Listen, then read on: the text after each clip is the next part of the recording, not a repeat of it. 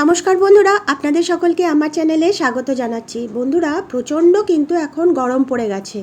এখন এপ্রিল মাসে দেখুন প্রথম উইক চলছে, তাতেই এত গরম, সকালবেলা 9টার পরে একদম বাইরে বেরোনো যাচ্ছে না। আজকে আমি ভেবেছি আমার ব্যালকনিতে দু ধরনের শাক বসাবো, যেটা হচ্ছে আমাদের গরমকালের খুবই প্রিয় একটি শাক। সেটা হচ্ছে দেখুন পাট শাক আর হচ্ছে কলমি শাক। বাজারে সবসময় যেতে আমাদের ইচ্ছা করে না, যদি ব্যালকনি থেকে অল্প স্বল্প শাক যদি পেয়ে যায় তাহলে সেটা দিয়ে রান্না হলে কি ভালোই না লাগে বলুন তো। তো তার জন্য কি করছি, আমি এখানে একটু জায়গাটা একটু তৈরি করে নিচ্ছি। দেখতেই পাচ্ছেন বন্ধুরা, ব্যালকনিটা খুব বড় নয়, কিন্তু তার মধ্যেও আমার সব ধরনের গাছ কিন্তু অল্প স্বল্প করে রেখেছি। এখানে একটা আমার পাতাবাহার গাছ রয়েছে। যখন এই সমস্ত পাতাবাহার গাছের পাতাগুলো যখন শুকিয়ে যায় না বন্ধুরা, আমি কিন্তু সেগুলো ফেলি না। যখন মাটি তৈরি করি গাছের জন্য, তখন আমি এই শুকনো পাতাগুলো ব্যবহার করে দিই। এই ওপরের থেকে টবটাকে নামিয়ে দিলাম। এখানে আমি বরবটি গাছ ছিল, সেই বরবটি গাছটা দেখুন একদম শুকিয়ে গেছে। এই মাটিটা আমি ব্যবহার করব। তো প্রথমে আমি গ্রো ব্যাগটা নিয়ে নিলাম। খুব সহজ এবং নর্মালভাবে কিন্তু বন্ধুরা আমি মাটি তৈরি করি। কোনো রকম এক্সট্রা রাসায়নিক খাবার বা কোনো কিছু কিন্তু আমি একদম ব্যবহার করি না। দেখুন এই যে গ্রো ব্যাগটার ভেতরে দিচ্ছি একটা চালের যে বস্তাগুলো, সেই চালের বস্তার মধ্যে আমি সবজির খোসা যখন যেরকম যা পেতাম সেগুলোকে আমি রেখেছিলাম।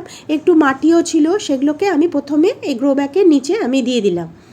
এই প্যাকেটের ভেতরে আজকে সবজির খোসাগুলো, আজকে রান্নাঘরে যে সবজির খোসাগুলো, সেগুলো আমি এখানে দিয়ে দিলাম। দেখতেই পাচ্ছেন সবজির খোসার প্যাকেটের মধ্যে দুধের প্যাকেটও থেকে গেছে, সেগুলোকে একটু বাইরে করে ফেলে দিচ্ছি। কারণ প্লাস্টিক কিন্তু একদম মাটি তৈরির ক্ষেত্রে একদম ব্যবহার করা চলবে না, কারণ প্লাস্টিক একদমই কিন্তু গলে যায় না, খুব খারাপ। তো এইভাবে আমি সবজির খোসাগুলো ওপর থেকে দিয়ে দিচ্ছি। আর এই যে বালতির মধ্যে থেকে যেটা দিলাম সেটা কিন্তু একদম কিচেন কম্পোস্ট। আমি এই কিচেন কম্পোস্টটাই বালতিতে তৈরি করেছিলাম, তার ভিডিওটাও আপনাদেরকে আমি দেখিয়েছিলাম। এই কিচেন কম্পোস্টটা আমি দিয়ে দিলাম। সব সময় বন্ধুরা আমাকে মাথায় রাখতে হয় যে আমি ব্যালকনিতে বাগান করছি, আমাকে বেশি ভারী করা যাবে না, সেটা আমাকে সবসময় মাথায় রাখতে হয়। সেই জন্য আমি এমনভাবে মাটি তৈরি করি যাতে মাটির পরিমাণটা খুবই কম দিতে হয়। দেখুন কিচেন কম্পোস্ট দিলাম, তার নিচে সবজির খোসা, তার নিচে শুকনো পাতা, এরপরে আমি দিয়ে দিচ্ছি ওপর থেকে তুষ। আমি কিন্তু এখনও পর্যন্ত বন্ধুরা মাটি একটুকু ব্যবহার করিনি। মাটি ছাড়াই কিন্তু আমি সম্পূর্ণ এখানে মাটিটা তৈরি করছি। দেখুন ভালো করে চারিদিকে তুষ দিয়ে দিলাম। এরপরে কি করছি, একটু খুরপি দিয়ে ভালো করে এটাকে ওপর নিচ করে দিলাম। দেখুন সুন্দর করে ওপর নিচ করে দিলাম এবং চারিদিকে সমান করে দিলাম। ভালোভাবে ওপর নিচ হয়ে গেল এবং সমান হয়ে গেল। এই যে টবটাকে আমি ওপর থেকে নামিয়ে নিয়েছিলাম, বরবটি গাছ লাগিয়েছিলাম, এই টবের মাটিটাকে আমি দিয়ে দিচ্ছি। একদম শক্ত হয়ে গেছে, কিন্তু এই মাটিগুলো কিন্তু বন্ধুরা একদম কিচেন কম্পোস্ট দিয়ে তৈরি। দেখুন কতদিন জল পড়েনি, তবু দেখুন একটু বাড়ি মারাতেই দেখুন চারিদিকে কি সুন্দর ঝুরঝুর করে ভেঙে যাচ্ছে। দেখুন কত সুন্দর হয়ে গেছে। এইটুকু মাটি আমি দেবো, এর বেশি আর মাটি আমি এখানে ব্যবহার করব না। তবু এখানে কিন্তু বন্ধুরা পুরো মাটি কিন্তু নেই, কিচেন কম্পোস্ট, সবজির খোসা, এই সব দিয়েই কিন্তু আমি মাটি তৈরি করেছি। তো সুন্দর করে চারপাশে আমি মাটিটা দিয়ে দিলাম। যতটুকু সবজি বন্ধুরা আমরা ব্যালকনি থেকে পাই ততটুকুই কিন্তু ভালো। এখনও বিশাল দেরি হয়ে যায়নি, অনেকেই হয়তো পাট শাক বা কলমি শাকের বীজ বসিয়ে দিয়েছেন, তাদের গাছও বেরিয়ে গেছে, কিন্তু এখনও বসানো যেতে পারে, তাতে কোনো অসুবিধা নেই। তো আমি চারিদিকে ভালোভাবে ছড়িয়ে নিলাম এবং সুন্দরভাবে মাটিটা দেখুন সমান করে নিলাম। ব্যাস চারিদিকে হয়ে গেল। এরপরে কি করব, ওপর থেকে আরেকটু আমি তুষ দিয়ে দেবো। দেখুন আরেকটু আমি তুষ দিয়ে দেবো। খুবই কিন্তু হালকা হয়ে থাকে বন্ধুরা যদি তুষ মাটি তৈরির ক্ষেত্রে আমরা ব্যবহার করে থাকি। দেখুন কত সুন্দরভাবে আমি মাটিটা তৈরি করে নিলাম। কোনো রকম কিন্তু রাসায়নিক খাবার কিন্তু আমি এখানে ব্যবহার করলাম না। ভালোভাবে আবার একটু খুরপি দিয়ে ওলটপালট করে নিলাম। তাহলে কি হলো, সুন্দরভাবে চারিদিকটা সমানভাবে সব কিছু ঠিকঠাক থাকবে। দেখো সুন্দর করে নিলাম। এরপরে কি করব, হাত দিয়ে আবার চারিদিকটা আমি প্লেন করে নেব। দেখুন কত সুন্দর হলো। এরপরে আমি যেটা দেখাচ্ছি বন্ধুরা, এই দেখুন বীজ। প্রথমে খানিকটা আমি নিয়ে নিলাম এখানে কলমি শাকের বীজ।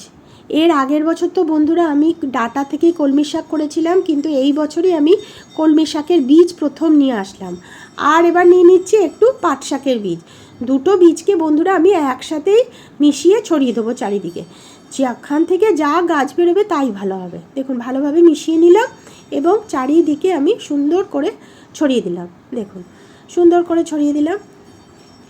এমনভাবে বেশি বীজ দেবো না, যাতে ঘন ঘন যাতে না হয় সেটার দিকটা একটু খেয়াল রাখতে হবে, তাহলে কিন্তু গাছটা ঠিকঠাক মতন বেরোতে পারবে না। ভালোভাবে দেওয়া হয়ে গেল। এরপরে কি করব, ওপর থেকে আমি একটু ভার্মি কম্পোস্ট ছড়িয়ে দেবো।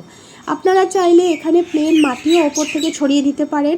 আমি এখানে কি করছি, ভার্মি কম্পোস্টটা ওপর থেকে অল্প করে এবার ছড়িয়ে দিচ্ছি। দেখুন সুন্দর করে চারিদিকে ছড়িয়ে দিলাম।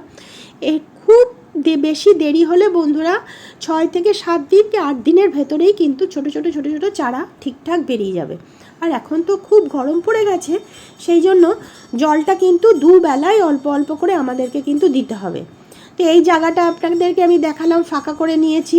পিছন দিকে একটু নেটও রয়েছে, যাতে পাখি এসে ছোট ছোট চারাগুলো না খেয়ে নেয় শাকের, সেই জন্য আমি এই জায়গাটাতেই দেখুন বন্ধুরা গ্রো ব্যাগটা উঠিয়ে বসিয়ে দিলাম। দেখুন কত সুন্দর লাগছে।